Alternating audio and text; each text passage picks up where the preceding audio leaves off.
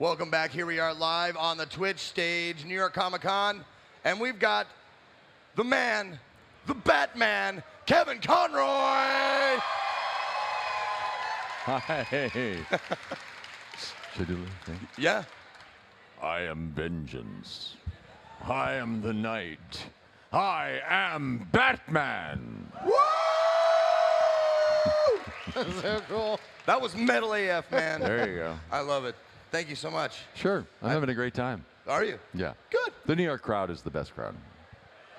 It's the best crowd. Right? Yeah. No, this is my second time doing New York Comic Con. I've done several others, and New York, no place like it, right? Absolutely. Yeah. And everyone who works the New York Comic Con says the same thing. Everyone who comes in from LA. They're always amazed at the crowds and the energy. It's a really fun con to do. I love how big it's getting. I mean, Yeah. it seems like each and every year, like I go to San Diego all the time, and it's a big thing in itself. But I remember coming to one of the earlier New York Comic Cons like 10, 12 years ago.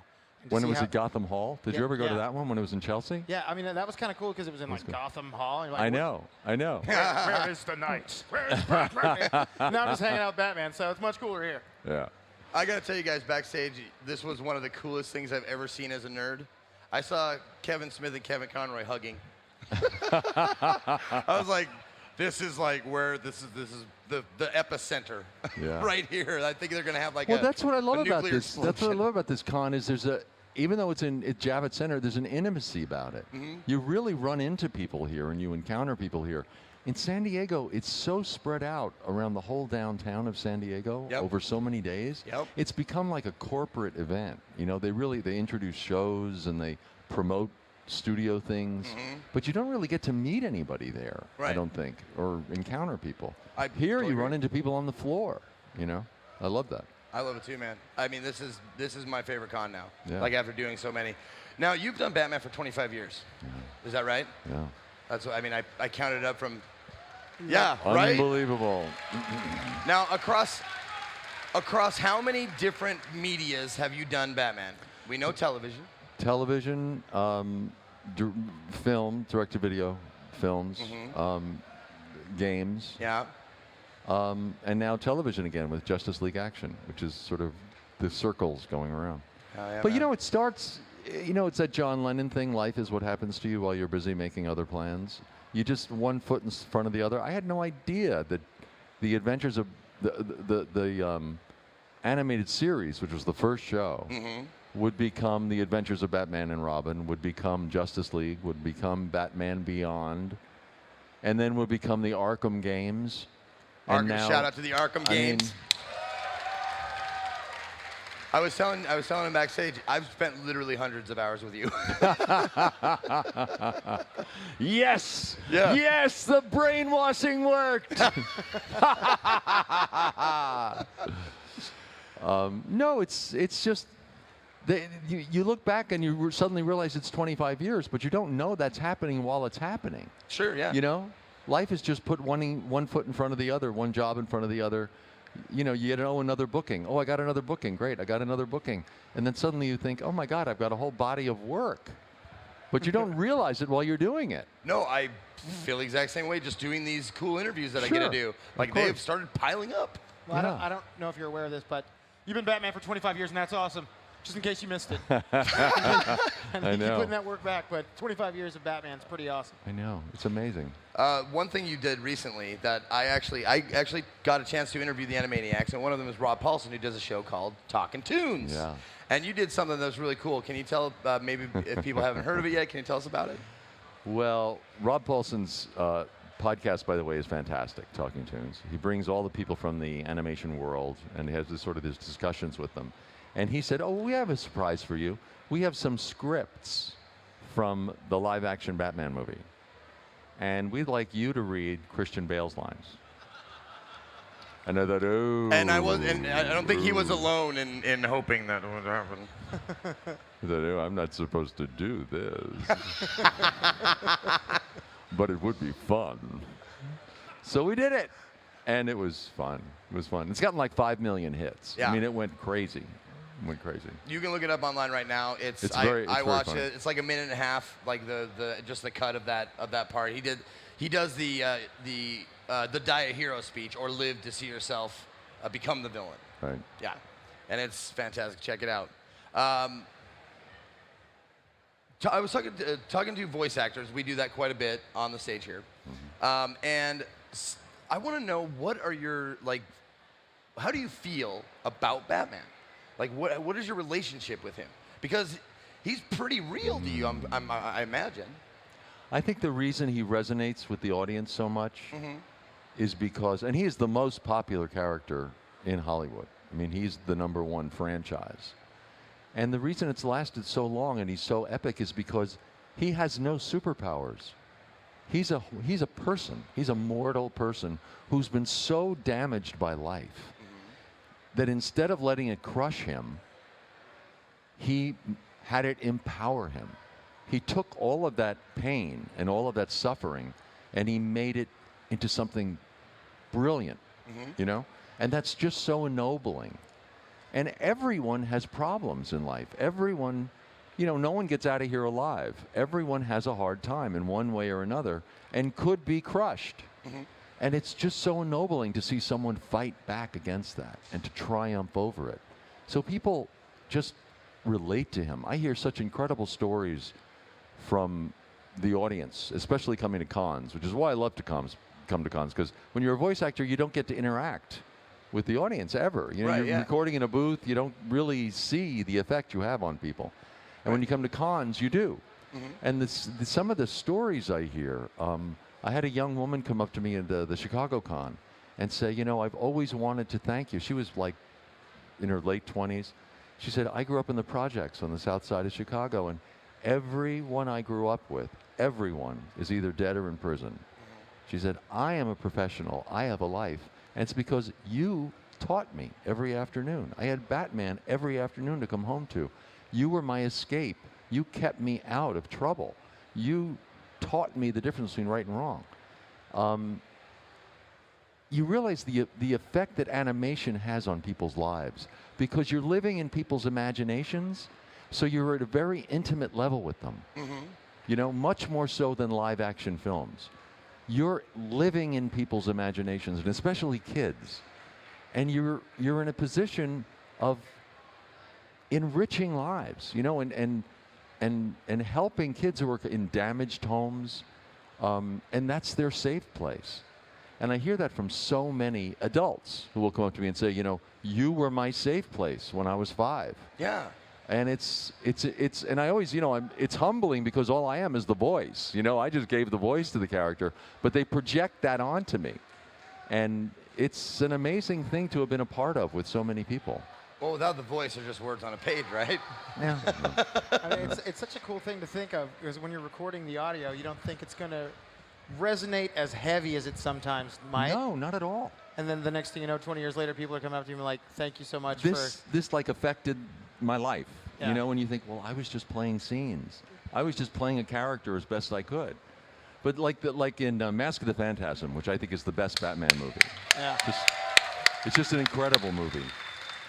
But there's a scene in it where he suddenly realizes what love is. He falls in love with Andrea Beaumont, and he realizes what it would be to have a normal life. And he realizes he wants that, but he has to be released from his vow to his parents. So he goes to the Wayne family crypt, and he begs his parents to release him from his vow that he made them. And he breaks down, and he's pleading with life, basically, to let him have a normal life, to release him from his past. And this swarm of bats comes screaming up out of the earth, and he realizes he can't escape his past. It's like pulling him back down, you know? And people come up and they're like, oh, that scene at the crypt when he's, you know, and you realize it resonates with people so much, you know? It means so much to audiences. I've forgotten all of my questions. Yeah. I would just sit here listening to him tell that story, right, though? Tell it again, Kevin. Yeah. Tell it again. No, honestly, like, even though you're not in character, the way that you feel comes out about, It's like you have a cowl on. what you do. Well, I do. I love the character. I mean, I've grown to really love the character.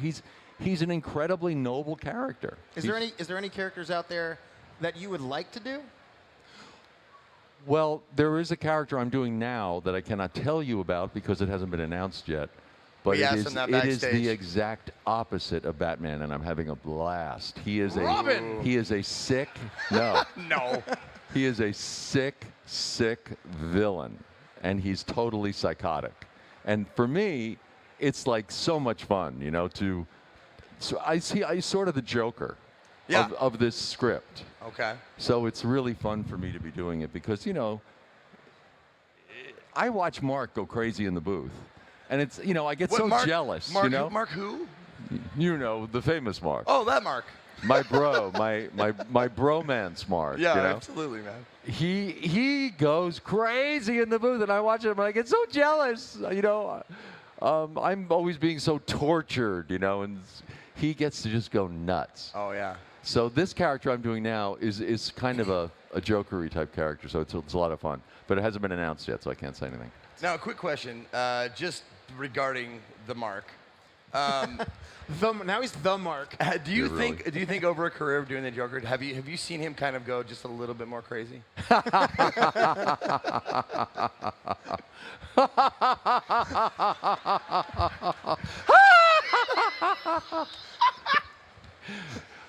No, I No, haven't. not at all.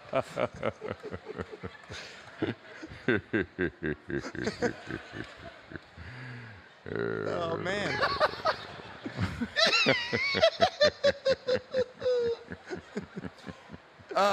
I gotta ask you a question. Since you're laughing so much, do you think? Now I'm scared. I'm trying to get them to the point where they can't stop laughing. Yeah. I'm just sorry. You got me, dude. Sorry. I've got no words. I got nothing to say. No, you kept laughing. I got him. You did.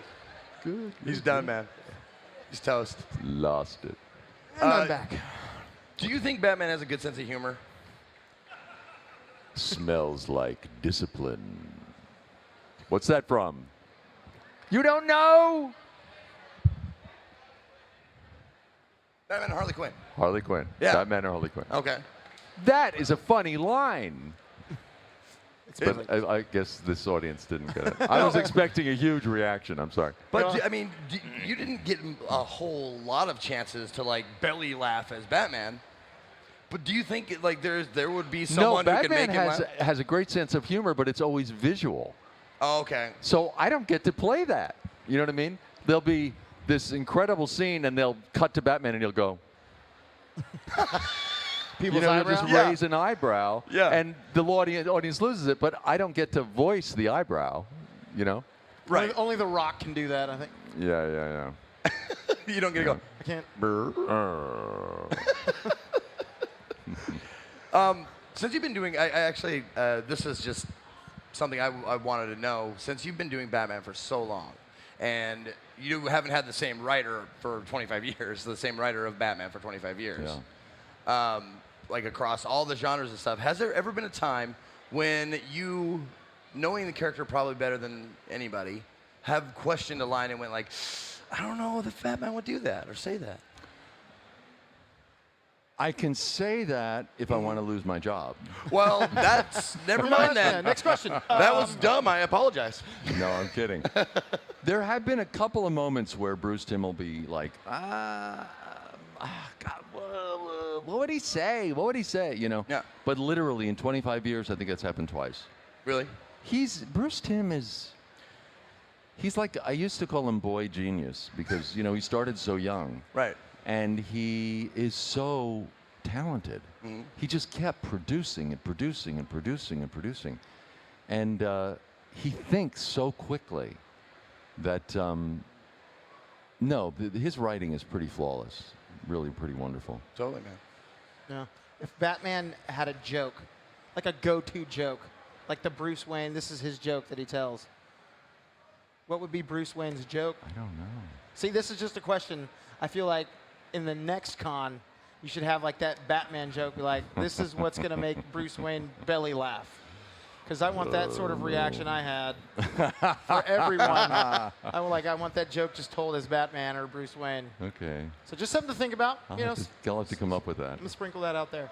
So you are working currently on stuff. Yes. Is it lots of stuff? It's a new series. New series? That I can't say anything else about. Right. You can't say anything about. You're Sorry. excited. I love it. Love I love it. the character. Okay.